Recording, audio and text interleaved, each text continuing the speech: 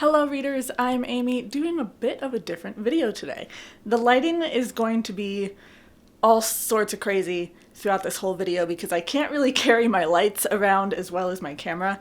But anyways, we moved into this house, in October, November-ish, and I was not in a great state of mind then, and the beginning of the year was adjusting to new circumstances, but I've been feeling really great lately. I am ready to show off bits of the house. I've been on a filming binge, so I have so many pre-filmed videos that I haven't edited yet, so I have no idea when this is going up. But for context, it is mid-March, and I'm going to take you around the house to bookshelves that you don't see, which I think we all have some of those. Like, we're gonna take a look at some of my cookbooks, some of my art books, some of my husband's books. Like, this is stuff that you don't really see in my videos, and I just thought that would be kind of interesting. So right now, I'm standing in my beautiful, beautiful library with my light that is always ready for filming, and I've got my fireplace. Like I said, the lighting's not gonna be great.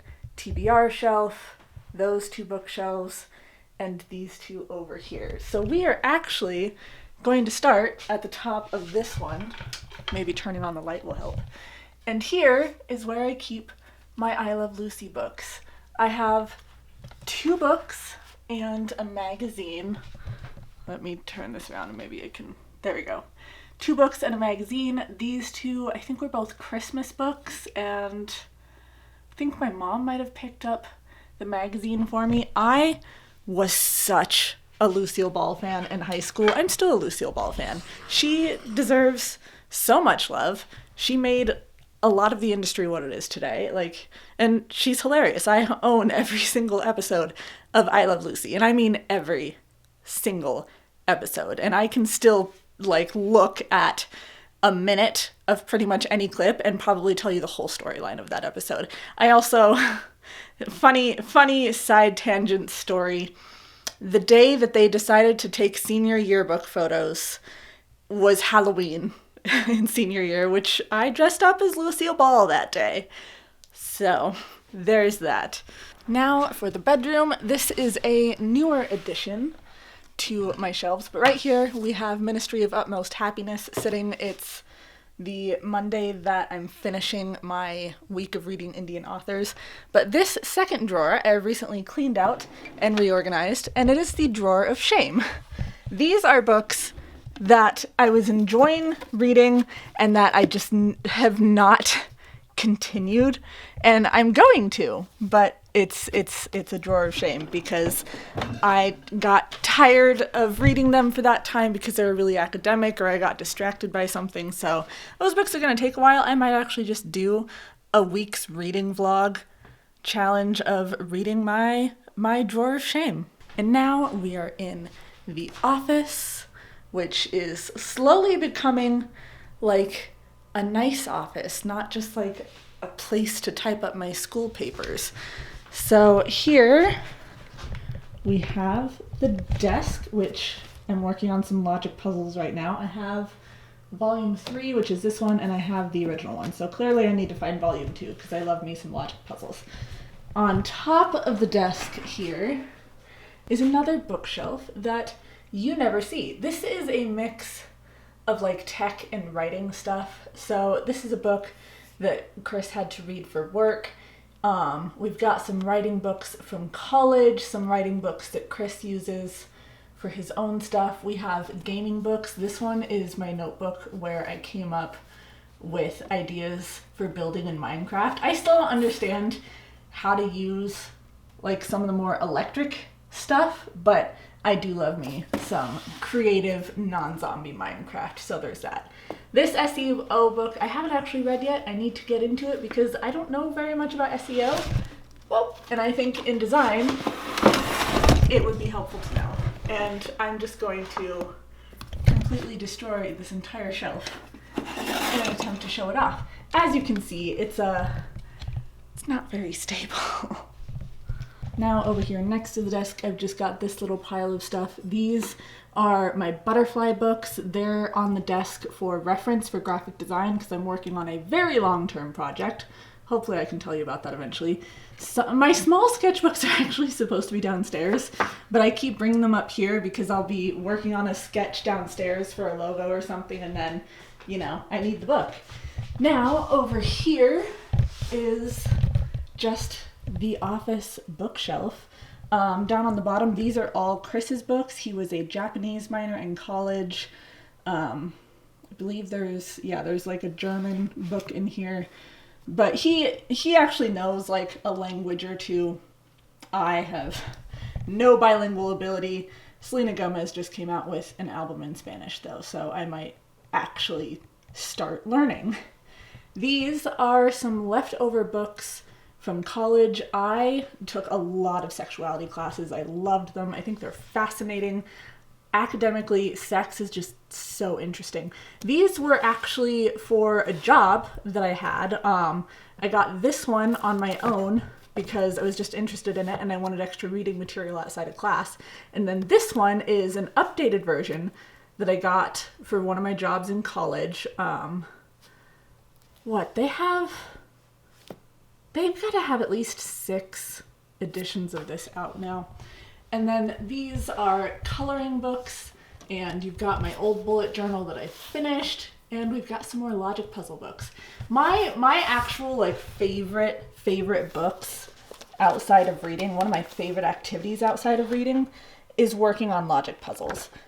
It's like Sudoku with words, which I can't do super hard logic puzzles, like I can't do super hard Sudoku puzzles, but it's just something I love to work on in my downtime. As you can see, my husband and I are very into dinosaurs. This one I got, where were we? Was it LA? I think that we went to a museum and we got him. And then I have this guy and the one up on the shelf there, who are just some bookends that I found at, I think it's called At Home. It's like a new home goods store that we just got. So, dining room, I don't think I have anything hiding around here. I forget like all the different places that I have books. All right, kitchen.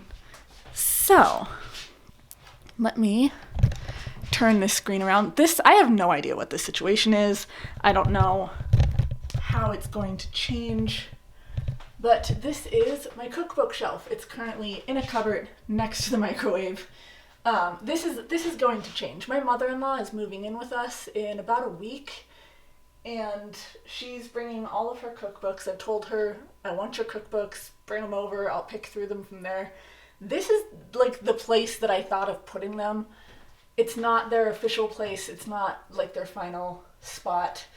We are getting more furniture when my mother-in-law moves in because she's bringing like some of her cupboards and stuff. So, haven't figured this out yet.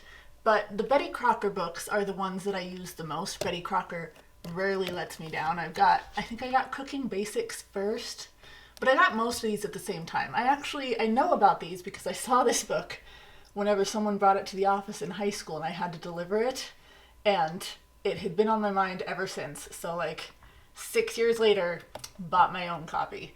Salt, Fat, Acid, Heat is a newer one that I got. These are all like those little seasons, what is it called? Seasons something. My mom recently put together a home recipe book of like secret recipes from my grandpa, who makes a genius lemon bar, by the way. So, that's that. I know Hillary from Melted Books is super into like cooking and baking. So, if any of you are interested in my cookbooks, I guess I can walk through those sometime. I don't know that it's going to be that interesting.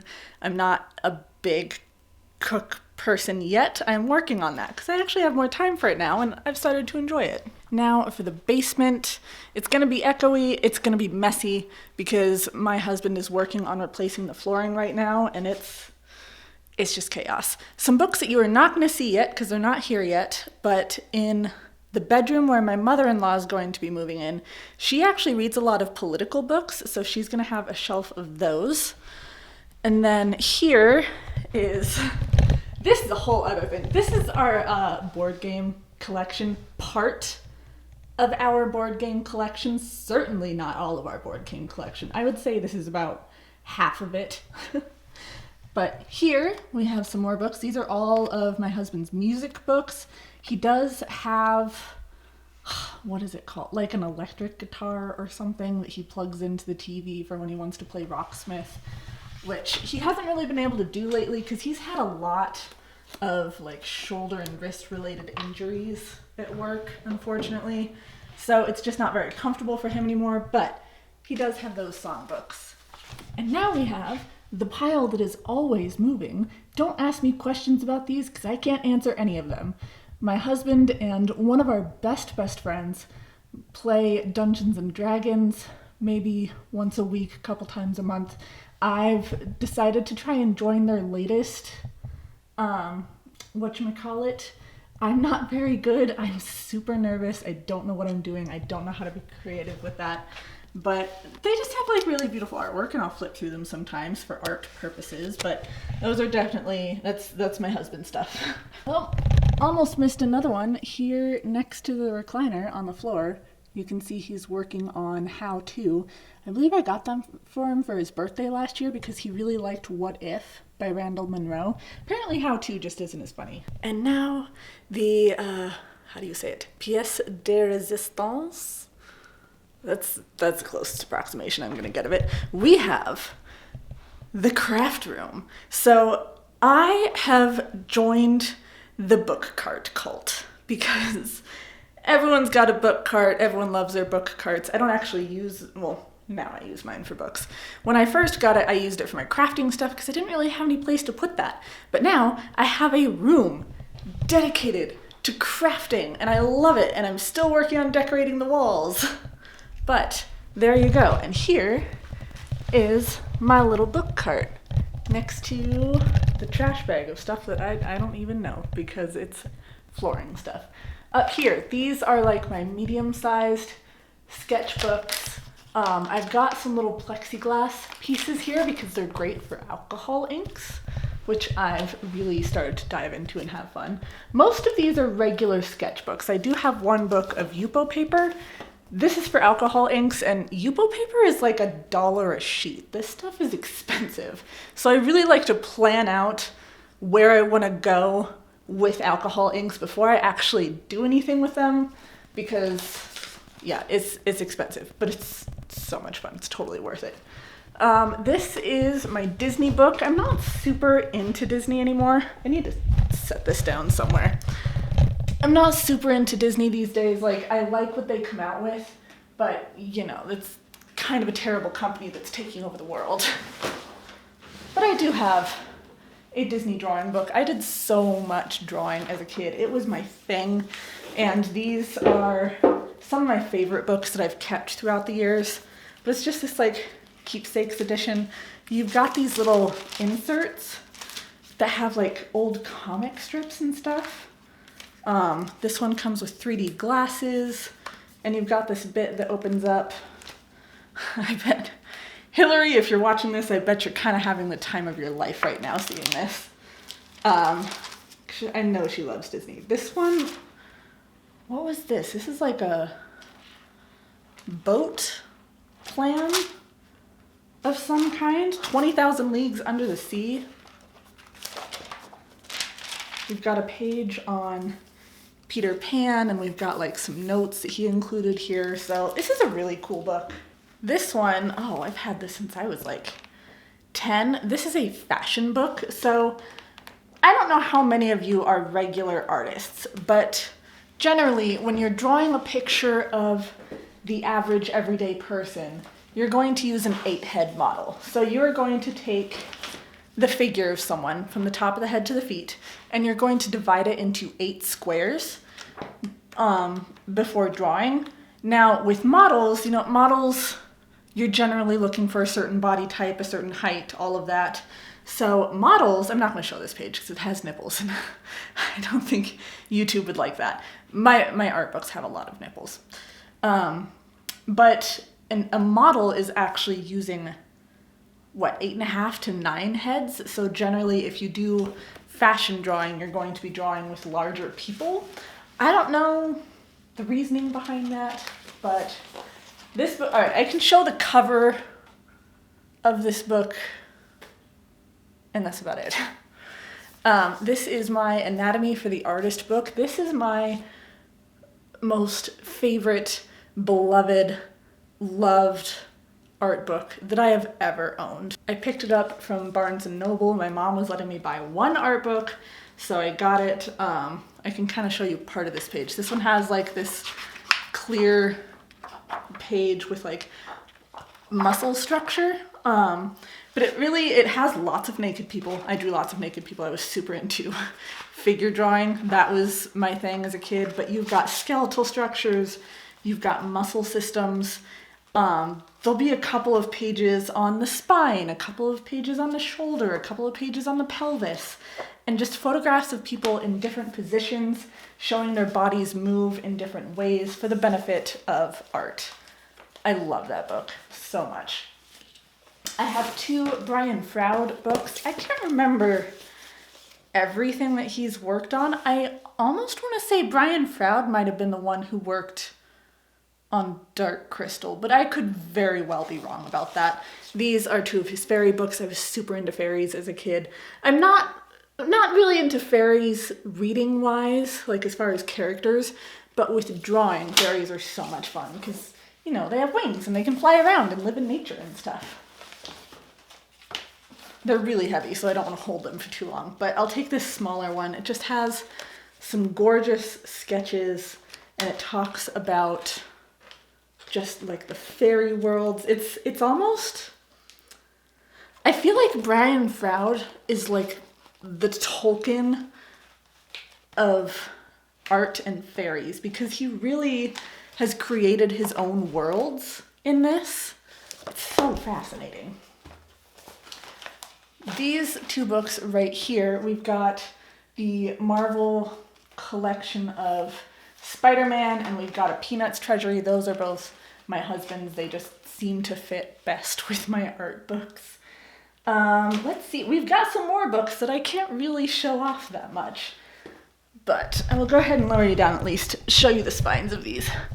We have Life Drawing. Dreamscapes is another one of my absolute favorite books. One of my friends actually has a tarot card set of this, but it goes over fairies, mermaids, and angels, I believe. A lot of it's watercolor work, which I'm not super good at, but I am practicing lately. We have The Art of Drawing, Fantasy Illustrator's Technique book. Form is actually a coloring book, but it has such beautiful, I can barely even get this out of here. It has such beautiful drawings of bodies and stuff that like I can't get myself to color this in unless I maybe make copies of it. I'm using it more as like a drawing reference guide. Here are 2 sets of erotic books, which for obvious reasons I'm not going to pull out. We have Photographing the Nude, which is also one that I'm not going to show you. Cartoon animation was from a pre-college course that I took, so it walks through like creating a cartoon character kind of step by step with building shapes and stuff. How to draw and paint fairies, draw like Da Vinci. Da Vinci used to be my favorite artist until I learned about James Christensen. Him, I'll try and find some pictures to put up on the screen so you can see them better. He's just got these really whimsical drawings. And then this last one I actually got from a coworker before I left my job. It's Why Cats Paint. And it's just, you know, dipping cats' paws in paint and letting them go crazy, which Chris has already told me that we're not allowed to do this. But where there's a will, there's a way. That's going to be it for this little house and bookshelf tour. I hope you enjoyed this. I would like to know what's on your shelf that you never show off. Like, how big is your cookbook selection? Do you have like some decorative coffee books that you have sitting in your living room or something? Tell me all about it in the comments below. And while you're at it, please like, subscribe, be my friend on social media. I will see all of you in my next video. Bye, friends.